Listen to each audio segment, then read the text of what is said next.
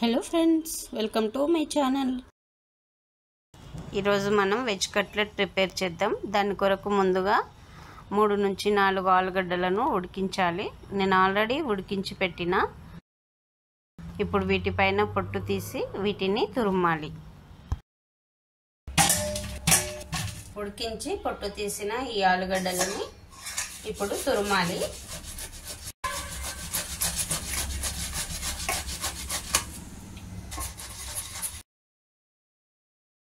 ఈ విధంగా తురిమి పెట్టిన ఆలులో 2 టేబుల్ స్పూన్స్ వరకు రైస్ ఫ్లోర్ వేయాలి. రైస్ ఫ్లోర్ వేయడం వలన క్రిస్పీగా వస్తాయి. 1 teaspoon salt, 1 teaspoon వరకు సోంపు వేయడం వలన మంచి ఫ్లేవర్ యాడ్ అవుతుంది, అలాగే టేస్ట్ కూడా యాడ్ అవుతుంది. ఒక 1/2 కప్పు వరకు బ్రెడ్ క్రమ్స్ వేయండి. అంటే 1/2 కప్పు నుండి 1/2 కప్పు వరకు వేయొచ్చు. నేనైతే 1/2 కప్పు వరకు వేస్తున్నా. 1/2 టీ స్పూన్ కారం, రెడ్ చిల్లీ పౌడర్, మీ దగ్గర చిల్లీ ఫ్లేక్స్ ఉంటే చిల్లీ ఫ్లేక్స్ వేయండి. ఇప్పుడు ఇందులో కట్ చేసి పెట్టిన క్యాప్సికమ్ ముక్కలను వేయాలి. నేను ఒక చిన్న సైజు క్యాప్సికమ్ తీసుకొని ఈ విధంగా సన్నగా కట్ చేసిన.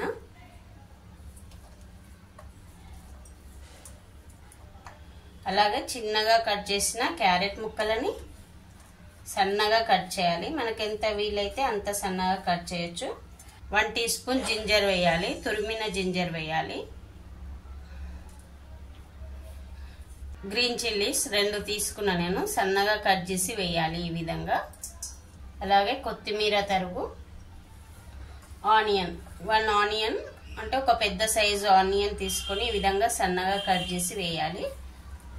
1 టీ స్పూన్ కసూరి మేతి వేయండి. 1/2 టీ స్పూన్ వరకు ఆరిగానో వేయండి.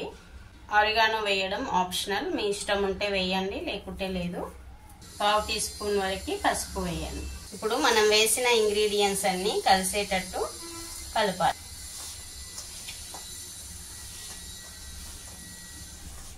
ఇంగ్రీడియంట్స్ అన్ని కలిసేటట్టు కలిపి ఇలా ముద్దగా చేసి పెట్టాలి. కొద్దిగా ఆయిల్ వేయండి పైన. ఇప్పుడు దీన్ని కొద్దిసేపు పక్కకు పెట్టాలి, అంటే ఒక 5 మినిట్స్ పక్కకు పెట్టి ఇప్పుడు ఒక చిన్న గిన్నెలో 1 టేబుల్ స్పూన్ వరకు మైదా పిండి వేయండి. వేసి కొద్దిగా వాటర్ వేసుకుంటూ కలపాలి.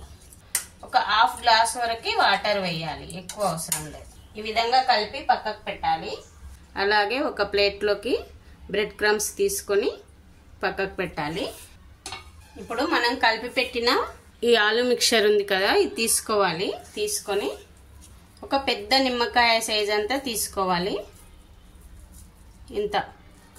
ఇంత తీసుకొని మన చేతికి కొద్దిగా ఆయిల్ గ్రీస్ చేసుకోవాలి.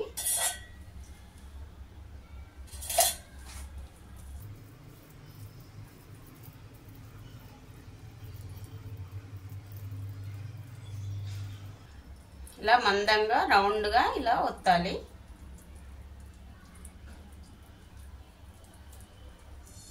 ఇలా ఇంత మందంగా చేసి మనం కలిపి పెట్టిన ఈ వాటర్ ఉన్నాయి కదా, అంటే మైదా పిండి వాటర్ ఉన్నాయి కదా, ఇందులో ఒకసారి డిప్ చేయాలి.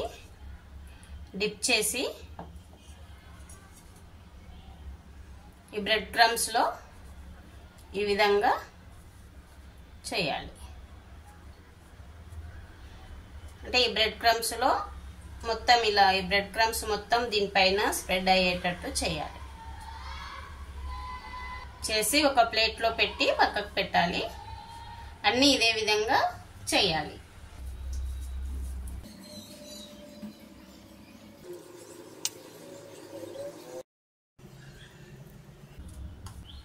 అన్నీ ఈ విధంగా ప్రిపేర్ చేసిన తర్వాత ఫ్రై చేయాలి. ఇప్పుడు మనం వీటిని ఫ్రై చేద్దాం.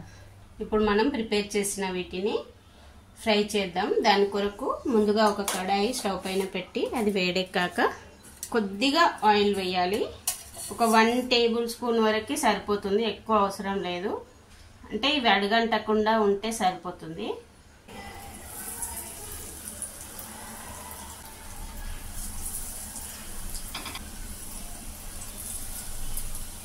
ఫ్లేమ్ని లో టు మీడియం ఫ్లేమ్ మీద పెట్టి ఉడికించాలి. కింది సైడ్ కొద్దిగా ఫ్రై కాగానే ఫ్లిప్ చేయాలి.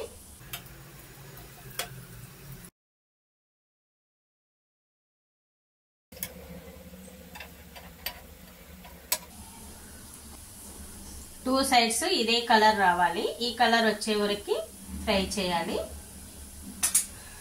ఇప్పుడు వీటిని తీసి ఒక ప్లేట్లోకి వేసుకుంటే సరిపోతుంది.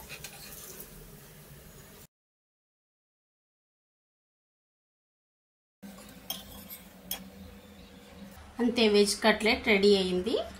ఇప్పుడు వీటిని సర్వింగ్ ప్లేట్లోకి తీసుకుందాం. ఆలు కట్లెట్ రెడీ అయిందండి. ఈ రెసిపీ కనుక నచ్చితే మీరు ఒకసారి ట్రై చేసి మీకు ఏ విధంగా వచ్చిందో కామెంట్ సెక్షన్లో చెప్పండి. అదేవిధంగా నా వీడియో కనుక నచ్చితే ఒక లైక్ చేసి నా ఛానల్ని సబ్స్క్రైబ్ చేయడం మర్చిపోకండి. ఇంగ్రీడియంట్స్ డిస్క్రిప్షన్లో ఉంటాయండి. Thanks for watching.